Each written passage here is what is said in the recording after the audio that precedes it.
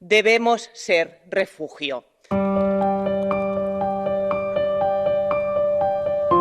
Desde el inicio de la invasión rusa en Ucrania, 1,5 millones de personas han huido a países vecinos y ACNUR estima que esta cifra podría aumentar hasta 4 millones.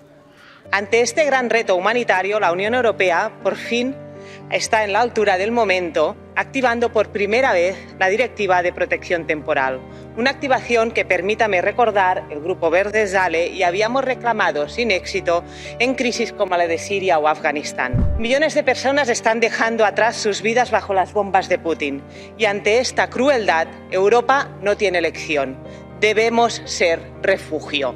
Dicho esto, creo que es el momento de hacernos algunas preguntas que quizás tengan respuestas incómodas.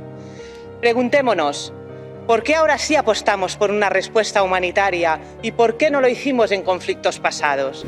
Preguntémonos, ¿por qué, tal como reconoce ACNUR, se están detectando casos de discriminación racial en la frontera en Ucrania con la Unión? Preguntémonos, ¿por qué mientras recibimos con un abrazo a los hermanos ucranianos, este mismo fin de semana recibíamos con porras en la frontera de Melilla a los hermanos subsaharianos?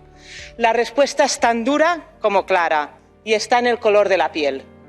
La discriminación por motivos de raza, religión o estatus migratorio es inadmisible. La solidaridad es un valor fundamental que no tiene excepciones. Todas tenemos derecho a escapar del horror de la guerra y de la pobreza.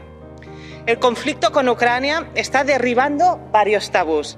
Aprovechemos este momento para avanzar hacia una política de asilo duradera que priorice la solidaridad y los derechos humanos.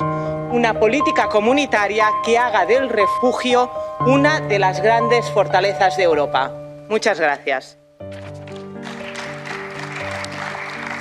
Dankeschön.